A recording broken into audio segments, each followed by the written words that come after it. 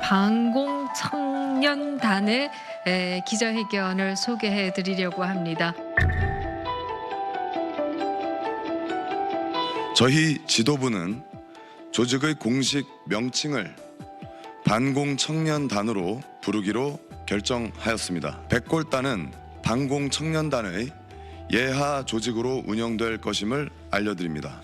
윤석열 대통령에 대한 무리한 체포 시도를 중단할 것을 엄중히 경고합니다. 위에 파이버 모자를 쓰고 있어서 약간 위협적으로 보이실지 모르겠습니다만은 공권력도 위협받는 세상에 정말 평화적인 의사 표현을 하겠다라고 하는 일반 청년들의 안전은 어떻게 보장될 수 있겠는가? 우리 젊은이들의 정당한 분노가 아닌가 이런 생각을 합니다.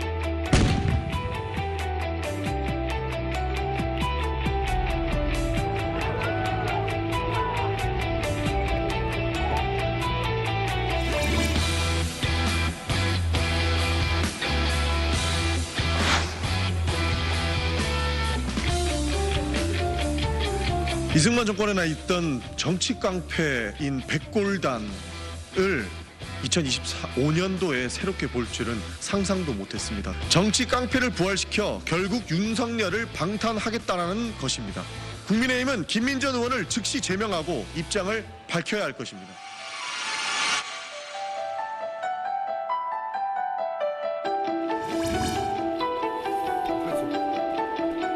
적절치 못했다고 생각합니다. 본인의 실수를 인정하고 사과를 했기 때문에 징계 사유에 해당하지는 않는다고 보고 있습니다.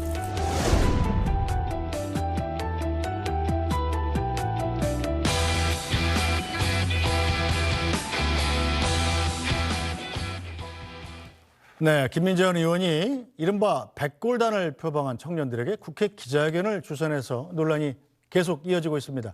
자, 관련 내용 정치 여담야담에서 김기영 국민의힘 대변인, 박성민 전 더불어민주당 최고위원, SBS 양만희 논설위원과 함께 짚어보겠습니다. 세 분 어서 오십시오. 네, 안녕하세요. 안녕하십니까? 네, 자 우선 이 자리에서 백골단하고 가장 친숙한 건 양만희 논설위원하고 저일 것 같은데요. 네. 80년대 대학을 다녔으니까요. 네. 자, 백골단이 뭐 잘 모르시는 분도 있으니까 네. 물론 전 김민전 의원께서도 80년대 대학을 다니셨기 때문에 백골단의 뜻에 대해서 모를 일은 전혀 없다고 생각합니다. 네네. 잠깐 좀 설명을 부탁드리겠습니다. 백골단이란 무엇인가?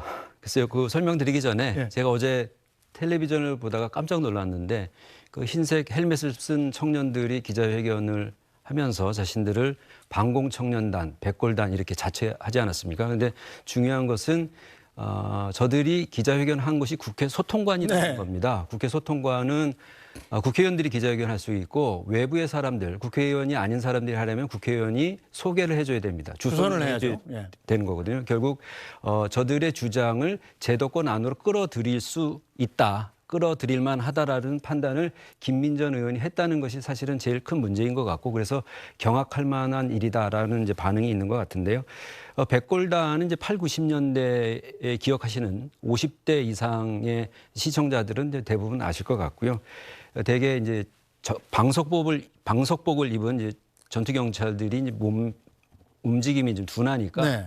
청자켓이나 청바지, 그다음에 진압봉을 들고 저 이제 헬멧을 공통적으로 썼는데 되게 흰색이 많아서 백골단이라 이렇게 불렀던 겁니다. 그러니까 시위대에 쳐들어가서 때리고 체포하는 일을 이제 주 업무로 하는 것인데, 저 과정에서 1991년도에 명지대생 강경대 씨가 쇠파이프에 맞아서 숨지는 일까지 있었습니다. 그러니까 백골단이란 말 자체는 경찰이 스스로 붙인 이름이 아니고 학생 시민이 붙인 이제 경멸적인 칭호인 것이죠. 명칭인데, 저는 더 중요한 것은 좀 시점을 더 거슬러 올라가야 된다고 생각합니다. 뭐냐면 해방 전국에 백골단이라고 하는 정치 깡패 집단이 있었습니다. 네. 따뻘대와 함께.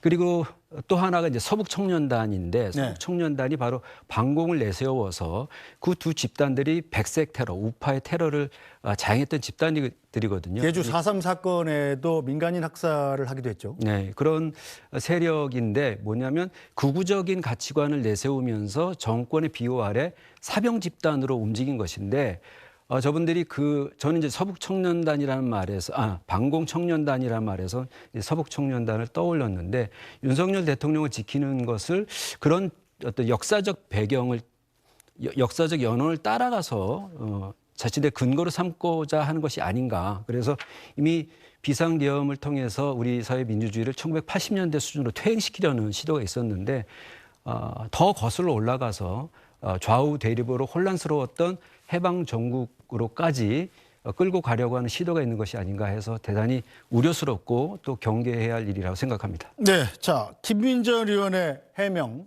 잠깐 보고 가겠습니다. 자 김민전 국민의힘 의원은 어제 논란이 일자 하얀 헬멧은 방어를 위한 걸로 생각했고 그렇게 소개했다.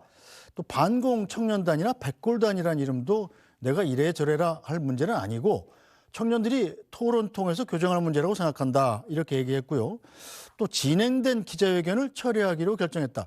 이건 무슨 뜻인지 잘 모르겠습니다. 기자회견이 다 진행돼서 끝났습니다. 그런데 이걸 철회하기로 결정했다.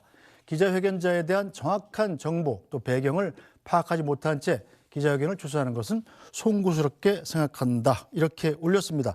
자, 김기영 대변인은 어떻게 생각하시나요? 무엇보다 이제 부적절하다는 부분에 대해서는 많은 국민들이 다 인정을 하실 거라고 보고 있고요.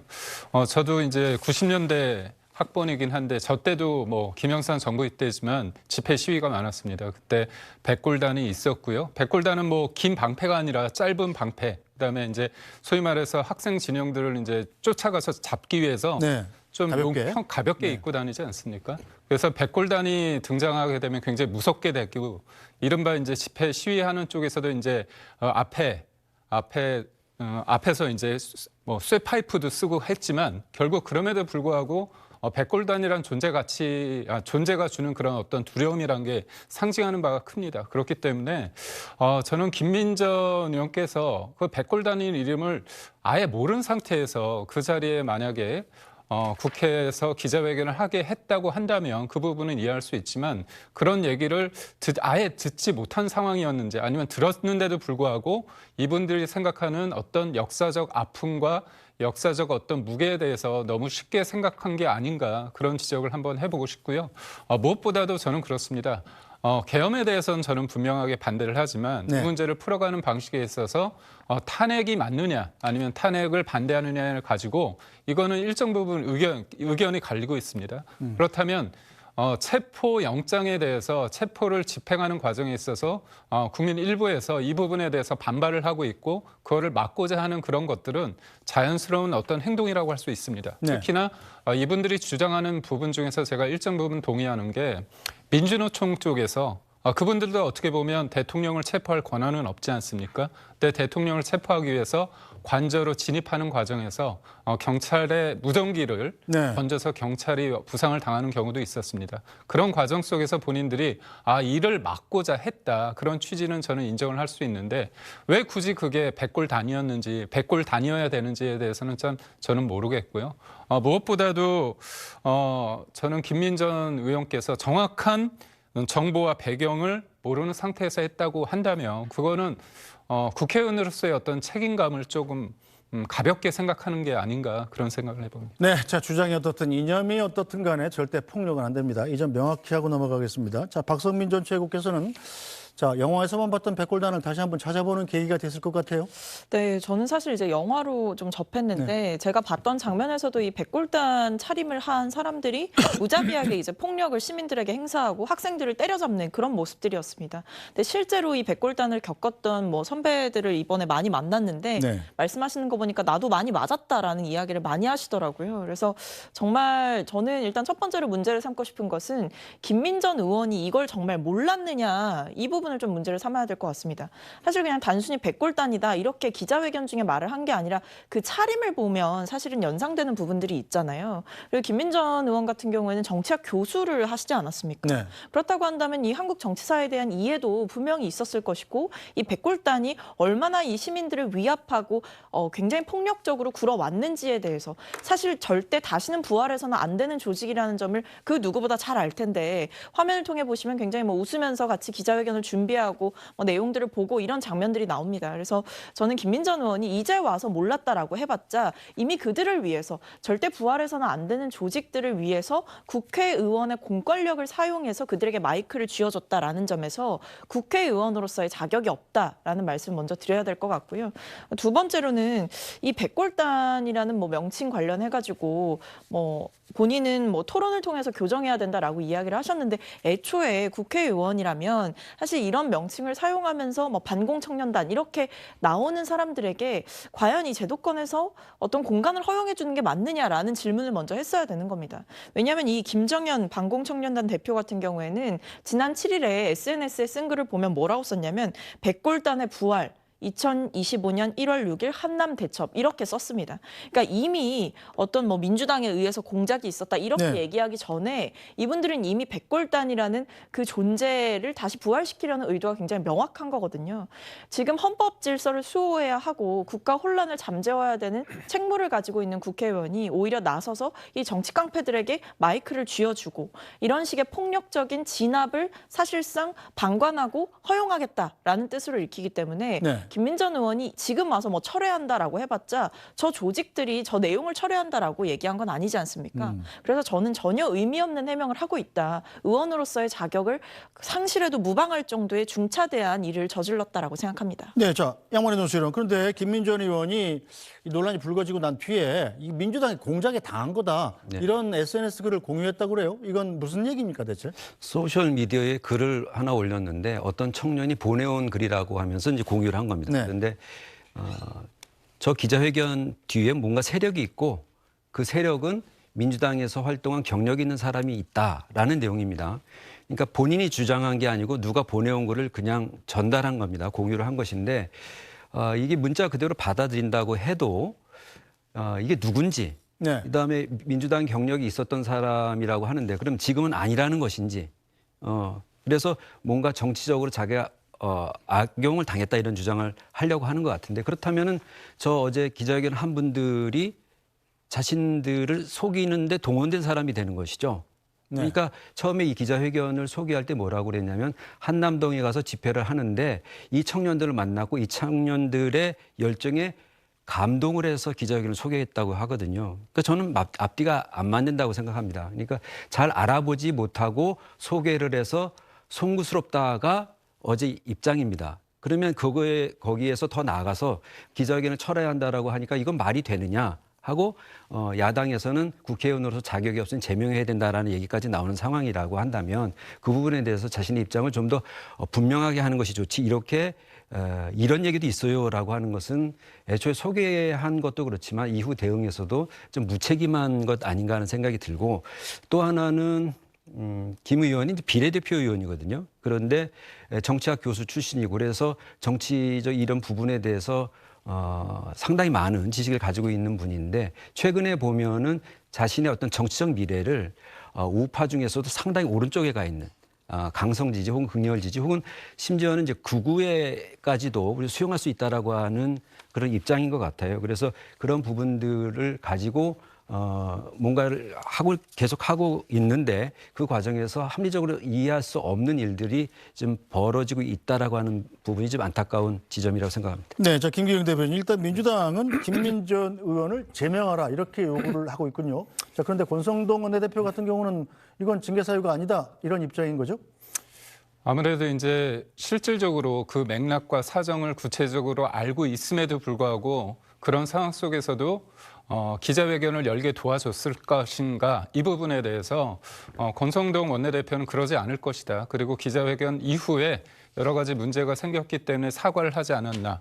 그리고 또 무엇보다도 기자회견을 철회한다고 해서 물론 엎질러진 물이 다시 주워 담을 수는 없지만 그만큼 이제 본인의 어떤 그런 행위에 대해서 잘못을 인정하고 유감 표시를 한 만큼 제명까지는 안 되는 거 아니냐 이런 얘기를 하는데요.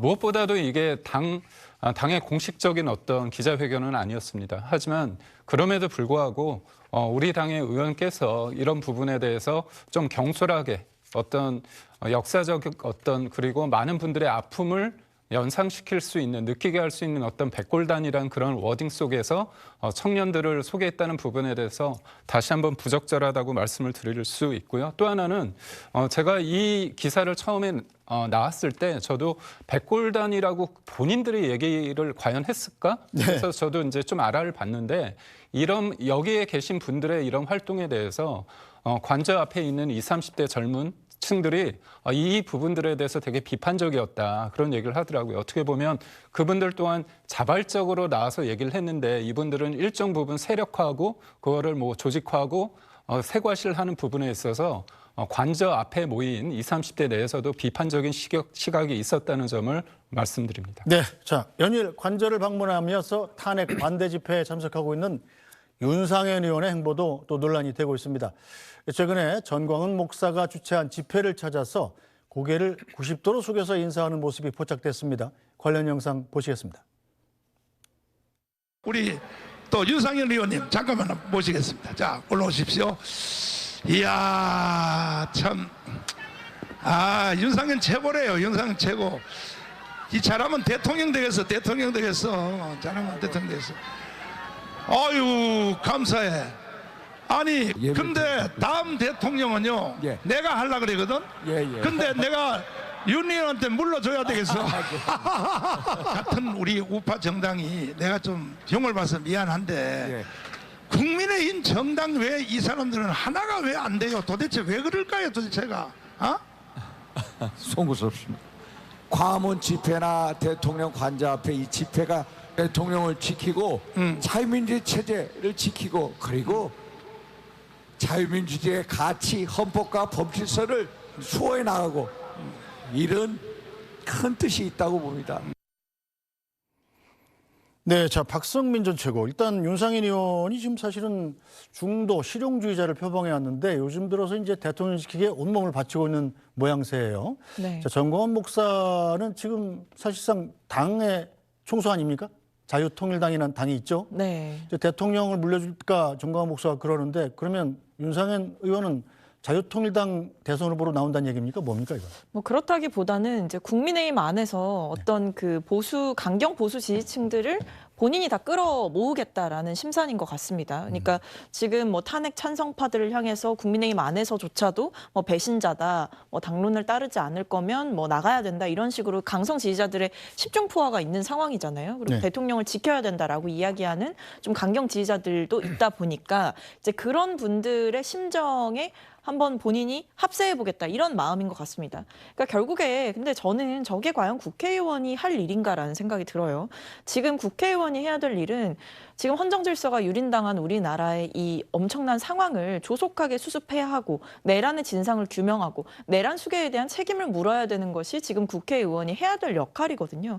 근데 그 부분에 대해서 집중을 하기보다는 계속 집회에 나가서 큰절하고 대통령 체포에 대해서 반대하고 또는 뭐 대통령을 계속해서 만나는 모습을 보여주고 이런 식으로 전광훈 목사 특히 굉장히 좀 어떻게 보면 극우적인 성향들을 많이 보여주고 있지 않습니까? 저 집회에서 얘기하는 것들을 보면 굉장히 무시무시한 얘기들이 많이 나와요. 뭐 민주당에 대한 비판, 굉장히 강도 높은 비판부터 시작해서 사실상 지금 이 탄핵을 부정하는 얘기들까지 많이 나오고 있는데 어떤 이런 심각한 불법적인 비상계엄을 저지른 대통령을 계속해서 옹호하는 방향으로 저렇게 국회의원이 하는 것이 과연 맞느냐. 그렇기 때문에 저는 오히려 지금 상황에서 굉장히 윤상현 의원이 제대로 판단해야 된다라고 생각합니다. 건 네. 저렇게 하는 게 일부 극렬 지지층을 끌어모아서 본인의 앞으로의 향후 행보, 뭐 대권이라든지 당권이라든지 이런 부분에 도움이 될 수 있을지는 모르겠지만 본인이 바라봐야 되는 거는 극렬 지지층이 아니라 국민이라는 사실을 기억하셔야 된다는 겁니다. 국민을 위해서 일해야 되는 거거든요. 더 나은 나라를 만들기 위해서 일해야 되는데 지금 윤상현 의원이 하고 있는 것은 사실 나라를 후퇴시키는 일에 일조를 하고 있는 거예요. 탄핵을 부정하고 대통령의 계엄이 정당했다라고 선포하는 행위와 뭐가 다릅니까? 저런 식으로 어떤 극렬 지지층과 결탁해서 하는 정치의 끝은 저는 결국 비극이라고 생각해요. 비극의 길로 스스로 들어가고 있다. 이렇게 보입니다. 네, 자 양만의 논소리원. 일단 저 전광훈 목사라는 분이 그렇게 영향력이 강하신가요? 이게 보면 다음 대통령 내가 하려고 그랬는데 내가 윤상현 의원한테 물러줘야겠어 이런 얘기까지 하고 있고요. 또 윤상현 의원도 사실은 수도권에서 유일하게 5선을 한 국민의힘 의원 아니겠습니까? 심지어 뭐 무소속으로 나가서 2번이나 됐어요. 별로 아쉬울 게 없는 의원인데 네. 정광훈 목사한테 가서 저렇게 90도로 절을 할 만큼 영향력이 강한 사람인가요? 정광훈 목사가? 그 크기는 예. 지난 총선 때 자당 후보들을 한 명도 당선시키지 못했으니까 그 현실적인 힘에 대해서는 일차적인 평가가 있다고 생각하고요. 그렇지만 오랜 기간 동안 그 아스팔트 우파의 지도자 아니겠습니까? 네. 그리고 정광훈 목사가 모여라 하면 모이고 집회가 열리고 지금 현실적인 힘으로 작동하고 있는 건 사실이죠. 그렇기 때문에 우파 정치인들 입장에서 보면은 이 현실적인 힘을 무시할 수는 없을 겁니다. 그런데 찾아가서 저렇게 90도로 고개를 조아리고 할 문제는 아닌 것 같고, 그러니까 그런 부분들의 선택은 이제 윤 의원의 선택인데 이 부분이 윤 의원의 어떤 정체성 내지는 지향을 보여주는 것 아닌가 하는 생각이 듭니다. 왜냐하면 지난번 한남동 관저 앞에 국민의힘 의원들이 44명 집결을 했을 때 30여 명이 대부분 이제 영남권 의원 있지 않습니까? 근데 이제 수도권 의원들도 일부 있었어요. 그러니까 영남권 의원들 같은 경우는 지역 유권자들이 강하게 요구를 해서 그 관저에 갔다라고 하는 설명이 가능하다고 하면 수도권 민심은 영남권하고 좀 다르단 말이죠. 네. 그렇기 때문에 결국 그 수도권 의원들 같은 경우는 윤상현 의원이라든지 나경원 의원 같은 경우는 앞으로 있을 뭐 대선이라든지 아니면 지방선거라든지 이런 것을 염두에 둔 행보로 그 자신의 어떤 정치적 기반을 다진다는 목표를 가지고 움직인 것으로 봐야 되지 않을까. 그러니까 정치인들의 언행의 대부분은 자신이나 자신이 속한 정파나 정당의 이익의 관점에서 보면 대부분 설명이 되는 것 같습니다. 네, 자 김기영 대변인 일단 권성동 원내대표의 반응이 뭐냐면 윤상현 의원이 보수 집회 가서 고개 숙인 것 어떻게 보냐고 그랬더니 자 헌법기관의 일원으로서 거기 맞춰서 했기 때문에 제가 특별히 언급할 게 없다. 쉽게 얘기해서 징계 안 하겠다 이런 얘기인데 자 김상욱 의원한테는 지금 탈당해라 이렇게 내놓고 권유를 하지 않았습니까? 사실상 김상욱 의원은 뭐 이건 직장 내 괴롭힘이다까지 반발하고 있는 상황인데 지난번에도 시계를 조금만 더 한 1년쯤 전으로 돌려보면 여기 자주 나오시는 김재원 전 최고위원은 정광훈 목사 집회에 가가지고 이 전 목사가 우파를 천하통일했다 이 말 한마디 한 것 가지고 당원권 1년 정지라는 굉장히 큰 징계를 먹었었어요. 이번에는 왜 그냥 넘어가는 거죠? 어떻게 보면 큰 원칙이 있을 수 있습니다. 그렇지만 어떤 그 상황에 맞는 어떤 해석도 좀 달리할 수 있는데요. 제가 일방적으로 뭐 옹호하고자 하는 건 아니고 네. 이른바 국민의힘 보수 진영이 가지는 어떤 두려움이라고요. 두려움이라는 것이 있습니다. 뭐냐면 8년 전에 박근혜 전 대통령이 탄핵이 됐을 때 이른바 이제 언론 진영이나 아니면 여러 가지 상황에 있어서 여의치 않아서 아주 일방적이었습니다. 이 탄핵이라는 것들은 크게 봤을 때 세 가지가 전 필요하다고 보는데요. 광장의 힘이 있고요. 또 하나는 이제 국회에서의 상황, 세 번째가 헌재 상황입니다. 근데 8년 전에 박근혜 전 대통령 상황할 때는 광장에서 일방적이었습니다. 뭐 무기력하게 됐고 조기 대선이 이루어지면서 보수 입장에서는 굉장히 괴멸됐다는 표현이 있을 정도로 굉장히 미래를 담보하기 어려운 상황이었는데요. 이번 같은 경우는 광장에서 누군가 좀 지켰다. 네. 그 부분에 대해서 평가가 여러 있을 수 있습니다. 뭐 일방적이고 뭐 굉장히 극우적인 색깔도 있다. 그런 비판도 있지만 저는 뭐 탄핵에 대해서 찬반을 하든 찬성을 하든 반대를 하든 그분들에 대해서 너무 일방적으로 비판하는 것보다는 그분들도 대한민국의 어떤 누군가의 아버지, 어머니, 누군가의 딸, 아들이라고 봤을 때 딱 프레임을 잡아서 극우다 이렇게 딱 규정하고서 이걸 봤을 때는 사실 더 이상 말할 필요는 없는 거 아닙니까? 그런 측면에 있을 때 제가 저기에서 주장하는 모든 것들이 다 맞다는 건 아니지만 그분들의 주장이 그리고 또 처음에는 굉장히 광화문의 이 집회에 대해서 일방적인 프레임이 작동을 했다고 한다면 네. 관저에서도 지금은 젊은 층들도 많이 이어지고 있다는 다르게 평가받고 있는 면도 있거든요. 네. 그런 측면에서 봤을 때 예전의 사례에 비쳤을 때 정광훈 목사가 진행하는 주도하는 어떤 집회에 참여했다고 해서 그 부분에 대해서 하나의 어떤 프레임으로 해석할 수 있느냐 이 부분에 대해서는 조금 다른 의견도 있는 게 사실인 것 같습니다. 네, 자 박성민 전 측은 어떻게 봅니까? 국민의힘 의원들이 뭐 윤상현 의원뿐 아니라 나경원 의원도 그렇고 자 굉장히 좀 아스팔트 우파 쪽에 가까워지려는 움직임을 보이는 의원들이 꽤 있어요. 이건 왜 이런 걸까요? 그러니까 일단 정치인으로서의 본분을 망각한 게 첫 번째고요. 그다음에 두 번째로는 이제 본인들의 그 정치적인 계산을 하고 있다라는 게 문제인 거죠.